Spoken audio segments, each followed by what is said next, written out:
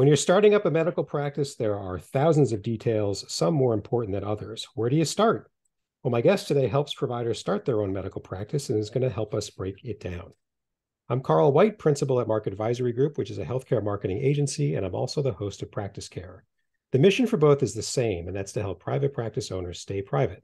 Not only is that what they want, but care is better when the provider owns the practice, because that's when they're going to have the most freedom to make the clinical decisions for you that they think are the best. It's just different when somebody else owns the practice. Eventually, that agenda starts to creep in and nobody gets hurt, but it's just more for the provider to deal with. So let's just keep it all private and keep all that out to begin with. My guest today is Betsy Noxon.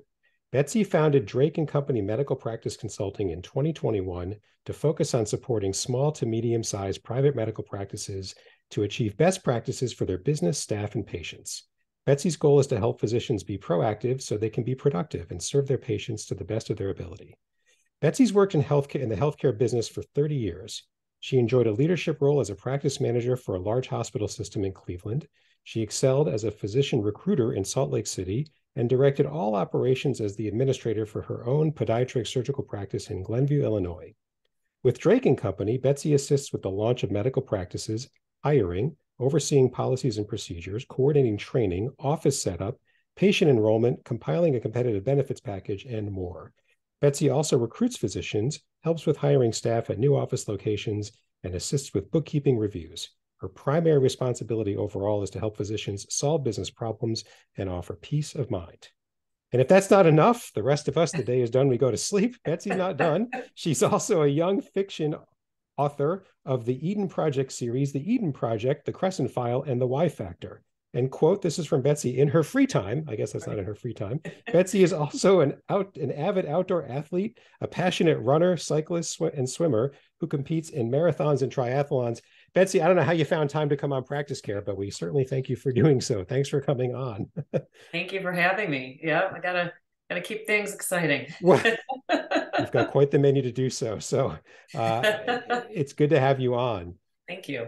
I want to start with where I start with every guest, which is to, help us get to know you a bit better. Your bio is a bit more thorough than many others. That's sort of by design of what I ask for.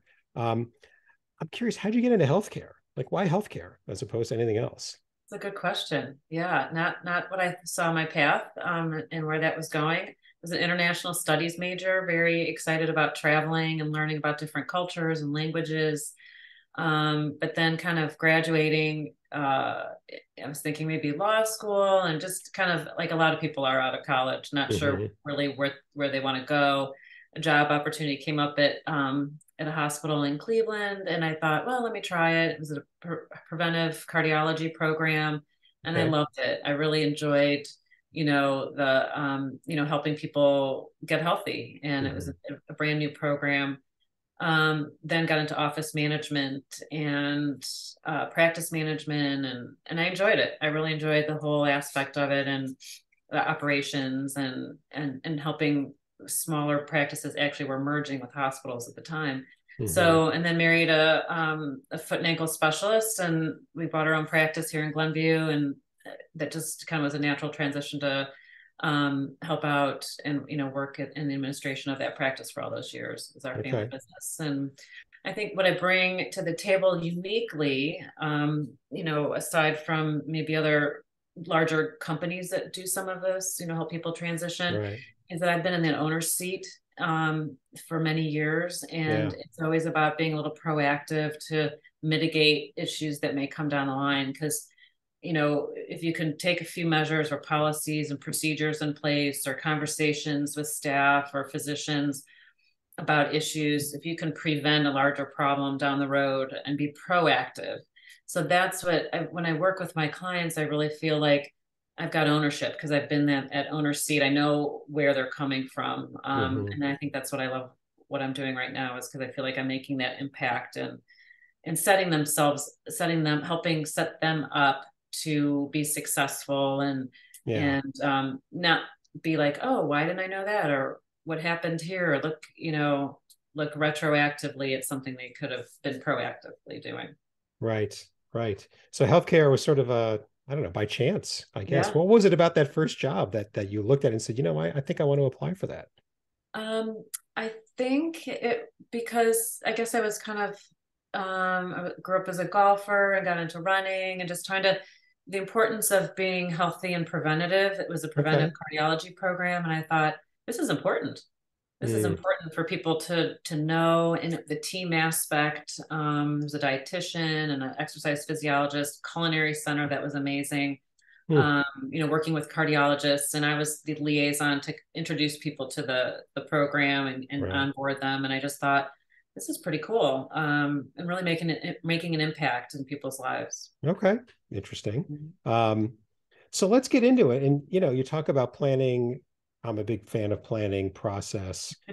How much time, like in months or years, what do you think an owner, a provider who wants to become an owner allow to set up a practice? Yeah, and I think that's such a great question to start off with because usually people have this little nugget of an idea of either they're not real happy where they are, what alternatives do they have, or they hear Hmm. about other people setting up practices and wonder if they could do it. So I've kind of come into kind of this stream of this process at various points with my clients. Hmm. And I really find if someone's starting to think about it like today for next year, get that get some of the conversations going. Hmm. Set up so maybe 12 months, 9 to 12 months is a great time to start looking at like, do I really want to do this and what is it going to take and Hmm. how is it going to look out, lay out a business plan, look at, leases, look at space, where do you want to be? What is your non-compete clause like? Do I want a partner? Do I want to take insurance or be membership-based practice? So answer some of those questions, talking with, obviously you have to get your family involved, kind of on board. And Right. yeah, Yeah. so Big change. Yeah. a big change. Yeah. And how are you maybe going to cover your costs? Are you going to need a loan? Are you okay without maybe a lower income for, 6 months or so? So there's a lot of unknowns. And again, I like to be that person to be kind of side by side and say, I've done this, it can be done. Hmm. And let's take it step by step. So initially there's those kind of main things. Talk with a healthcare lawyer about what Mm, type of entity you want to set up. There are a lot of benefits with 401k being a practice owner. If you're a high income earner, there's a right. lot of benefits that I think a lot of people don't know about. So Yeah. I kind of come into the picture, I think 4 to 6 months where I can really kind of get hands on and get nitty gritty of the next steps to launching while the physician's usually working in their current practice. Right. So, and what does that Okay. look like? Then I kind of lay out a timetable and kind of get more nitty gritty involved with them at that point. Yeah. So a couple of follow-ups. First, a question. So 9 to 12 months. Do you mean 9 to 12 months to plan, but not, so you're not saying, or are you saying, let's say 12 months from the year you have this idea, aha, I want to open my own practice. Are you saying a year later doors open or Possibly. Yeah, okay, possibly. Yeah, it's very doable that way. okay. Yes. I mean, it depends how quickly you want to move, how a lot does depend on the office space, so Hmm. that's one of the initial things early on is to, where do you want to end up practicing, you Yeah. know, and how quickly can that office be ready? And there's always delays, as we know. Yes.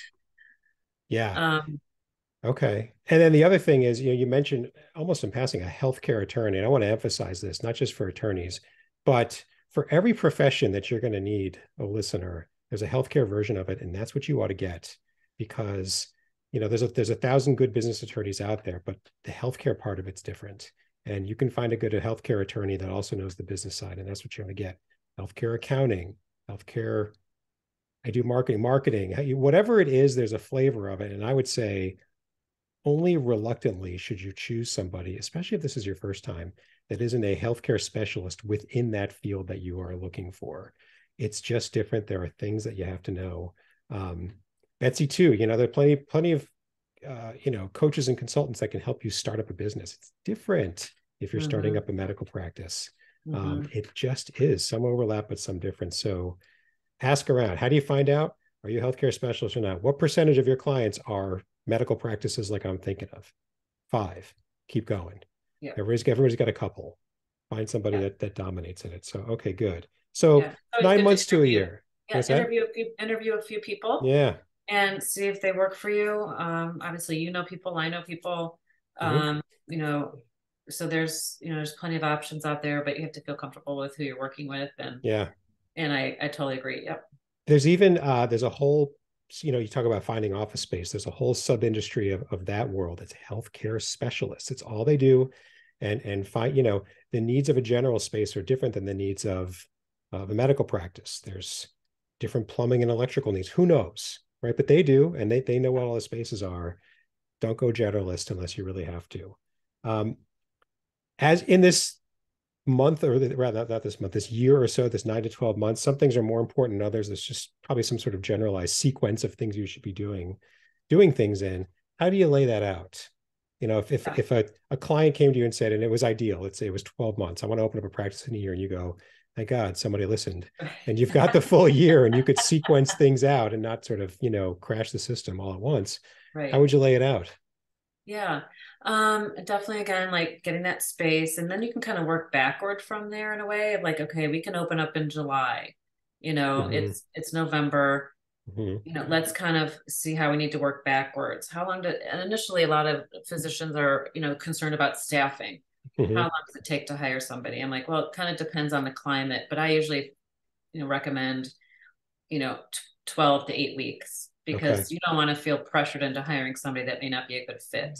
Yeah. So yeah, so hiring is a huge part. And along with that goes all the HR packet, Right.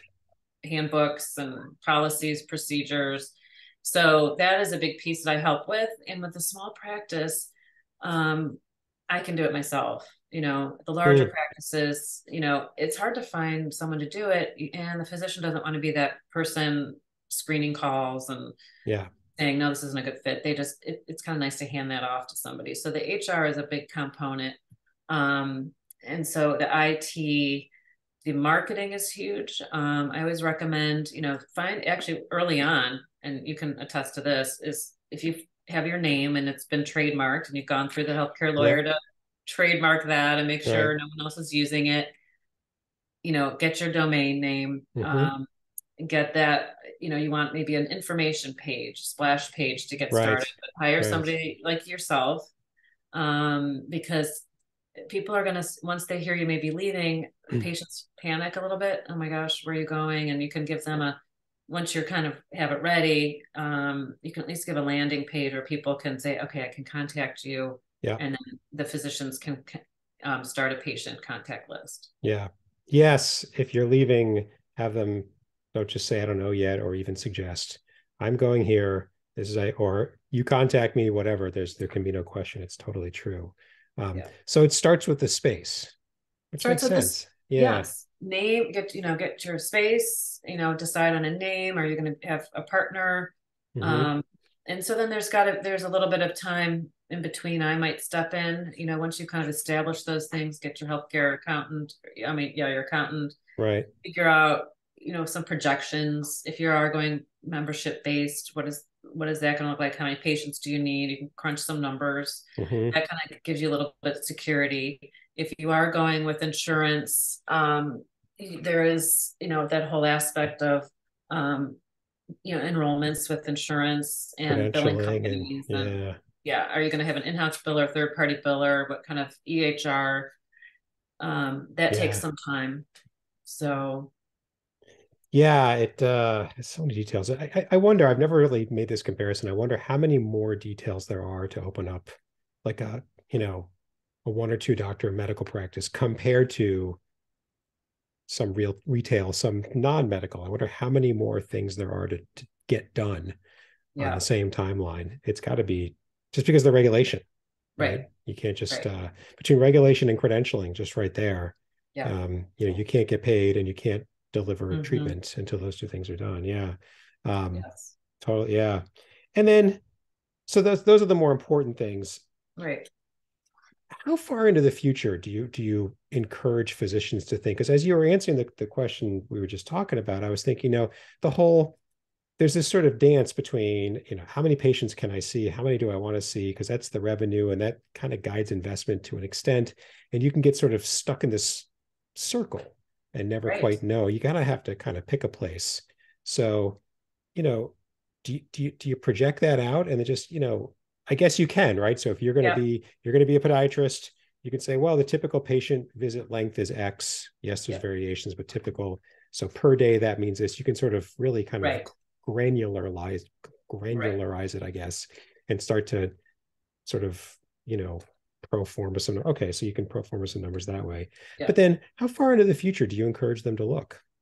1 year, Well, 5 years? Like, how do you? yeah, just kind of going back on, the physician is now, once they decide on this, they're a business person too. Yeah. So you can't just kind of let that other people handle it. And that's one thing I do stress with physicians is you can hand off some of your accounting and you can hand off some of your billing, but do look at reports, regularly, either monthly, weekly, quarterly. Don't just assume everything's going to happen. Mm-hmm. Like you have as an employee, you haven't had to be looking at those things. So to kind of know that, let your staff know that you have your hands dipped in, you are overseeing how much, is being spent at Costco for, various supplies or with your vendor, Right. McKesson vendor. So you still need that oversight, and I highly recommend that. So with kind of getting back to this question, you are a business person, Mm-hmm. so you do need to crunch the numbers, meet with your accountant on a periodic basis, or call them with questions as things come up. But right, if you are going to add physicians, keep that in mind when you're looking at your space. Is there room to expand? Mm-hmm. If you want to take on another physician, do you need some more exam rooms, or can you work with two exam rooms per doctor with adding another physician, or do you need, to expand? So right up the front, think about, are you looking to retire? Where are you in your career cycle? Are you looking to Mm-hmm. retire and you want to kind of, phase out? Or are you looking to grow and add 2 or 3 more doctors? And how many patients might you be able to offload, transition to a new doctor to then support their income? So, looking at, do you want to back off, or do you want and hire maybe somebody to take over your spot? So all of those things, it's worth taking a look at and Mm-hmm. thinking of down the road. And that's kind of where some of the recruiting comes in, where I can kind of come in handy of like, Yeah. well, if you're looking to retire in 5 or 10 years, what does that succession plan look like? Because you don't want to leave your patients kind of with their hands up in the air. What now? Right. Right. I'm curious for your clients, like, because looking into the future is hard. It I is. mean, especially for Yeah. something if you haven't done it before, like open up be a business person and open up a medical practice. I'm curious, like, for every 10 clients you have, how many of them have a picture of the future versus how many say, Betsy, I don't know. I have no Yeah. idea, you Most know? of them do. I think going into private practice, either they've been already having discussions with family, because it impacts the family, what they choose to do. Mm-hmm. Or they've had conversations with the lawyer of like, do you want a 7-year lease or a 10-year lease? Because what if you have to get out of it? Are you going to retire? So I think some of these discussions do come up in deciding, the business sides of things, Okay. like I said, the lease. And so what is that? They're kind of forced to think about it a little bit. Yeah. Um, and I actually had one person that was thinking of, well, I want to wind down in 5 years. I'm thinking, well, I don't know. Do you want to, it's a big investment. It's a big investment of time, Yeah. 5 years is energy, not a big time money. horizon for Right. startup. But Yeah. yeah, for a startup, but I thought, this is a kind of a practice where the person could back off, maybe work 3 days a week, and the person may not want to retire in 5 years because things are Right. different now. Right. Right. So there's a lot of things to consider, but I think, like I said, they're kind of forced to think in the future, and it's so important to Yeah. think about that up front. Yeah. I'm curious, and I want to go back a bit to like in the list of things to do. I mean, Yeah. like, or the categories of things to do. I'm curious, which ones do you find, your clients do well at? Which ones do you find, man, they just keep messing that up, or they underappreciate that, or, because I'm thinking of Yeah. listeners who are thinking about this can benefit from what you've seen and what you've experienced. Yeah. Um, what are they, where, yeah, I'll start there. What do they Yeah. gravitate, what are they good at? What do they fight you on? Or they just underappreciate the startup process? I haven't, luckily, I don't think I've come into too much of that. I think a lot of them are busy working and they kind of do lean on me of like, okay, you know best, just keep me going along, and Okay. there are times where I'm like, okay, now we have to decide. I've Yeah. had some that don't want to decide. There's a lot of decision making, and maybe it's decision making fatigue Yeah. the front end.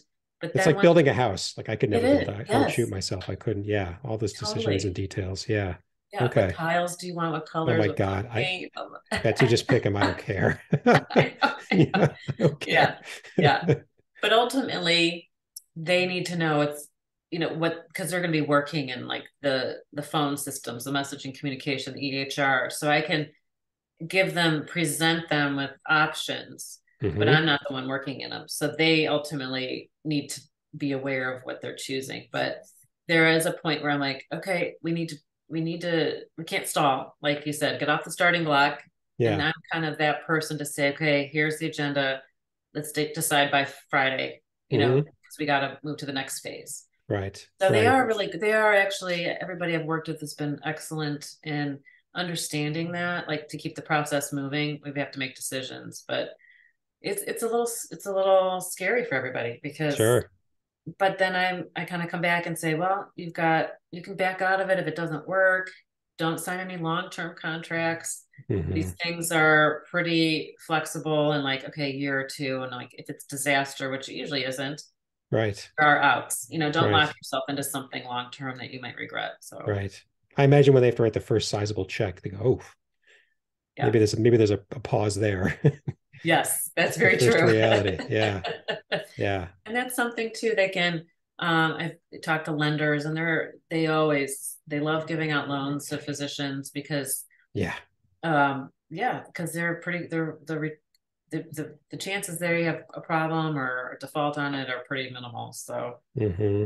yeah. Healthcare So bankers, there's by the way, I forgot to mention that in my laundry list earlier. There are healthcare bankers as yes. well as general good bankers. But if you can find a healthcare, I mean, yeah, Yeah, yeah, or at least somebody with healthcare experience. exactly. Any blind spots that you see Um in I clients? think I think I think the most, and it's curious. I think because they're people, they're Hmm. in the face of the public all day, every day. Yeah, I always let them know, like I always say they're very good character judgments, like when we're interviewing for staff or something like that. And I think that's always people are a little more cautious about that. But I don't know if it's a blind spot really, but okay, it's something to comment. Is that they need to give themselves a lot more credit for their ability to, evaluate people. yeah, I kind of prop them up. It's something second nature to them. I'm like, you have good human instincts. hmm, You see personalities all day long. And that's another thing I feel like I bring to the table for people is like I've been in a working office. I've checked people in, I've checked people out, I've taken co-pays, I've been in the yeah, EHR, I've taken x-rays, I've cleaned rooms, I've triaged, so I have, and I love that, is that I can speak to being in the workflow and the day-to-day operations. But so I see the doctors, they're good with people. They work with all different personalities, people not feeling great. They come in, they're not feeling great. So hmm, they are very good characters of, when they're hiring staff, if they have a good gut feeling about somebody, I always say, listen to that. And so, to prop them up, they do have a lot of great qualities to be business people. okay, Yeah. okay. Um, Well, like I said, a lot of the guests, the topics that we picked that could go on and on, but there's I know. just, they're very deep. But in the interest of, sort of more bite-sized advice, a couple of questions, like wrap-up questions I ask every guest. First one is anything you think I should have asked you in the context of this discussion, but just didn't ask you? I don't think so. I just think, there's a lot of pieces to the puzzle, and it's just a matter of kind of, moving forward. And, once these physicians, like, it is possible to start up your practice. Sometimes Mhm. it feels so overwhelming, but again, take it step by step, roll it out, and then the satisfaction of, like you said, being a private practice, you Yeah. have autonomy, and, it, it's a great thing to be able to keep going. I think. Are there any red flags you see ever with clients where you go, we don't fix that red flag, this thing's not going to go, that In what respect? Like I don't even have a specific idea in mind. So, yeah, you're working with client X and client X says or does something, and you just say to yourself, that's a problem. yeah, That's going to be a real problem. yeah, yeah. Um, a little bit. I do. I don't want to go just too specific, Sure. but kind of making some quick decisions early on that maybe weren't thought through as much.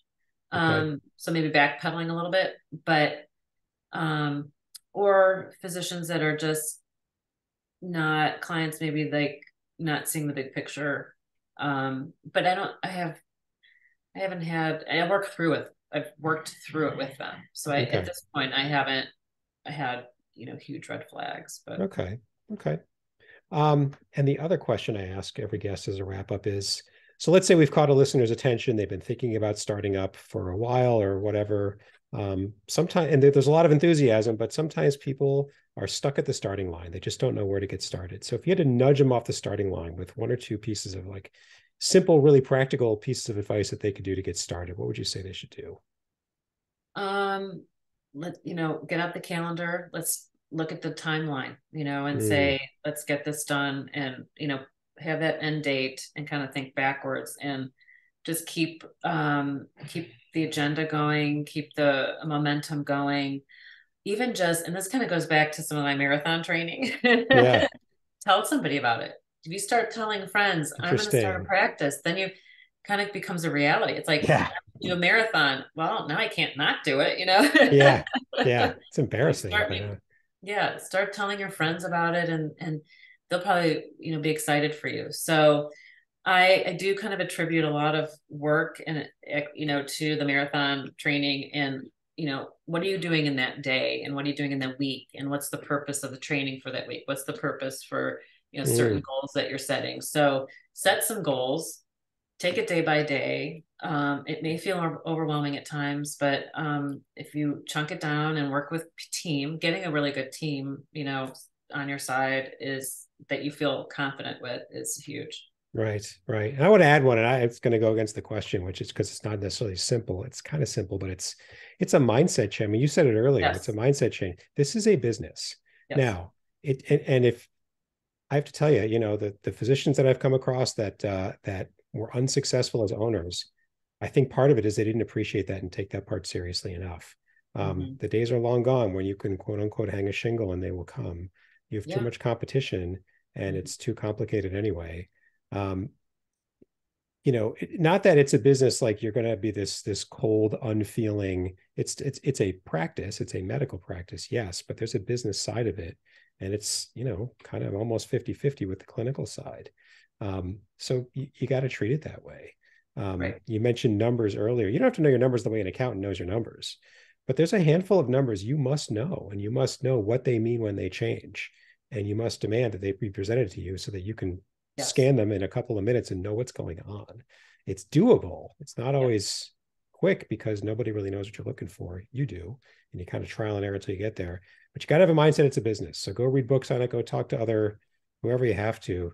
Talk to Betsy, and she'll tell you the same thing. Most of what you're going to be spending time on that getting ready for in that year is the business side, right? You Right. already know the clinical side. Exactly. I mean, there's some things to figure out, but really all of it's the business side. And if you outsource and forget, man, it's just a matter of time before it comes back to bite you. So check Exactly. that mindset, and yeah, tell somebody I'm opening up a practice, and just tell yourself it's a business too, man. It's a Yeah. business too. So yeah, cool.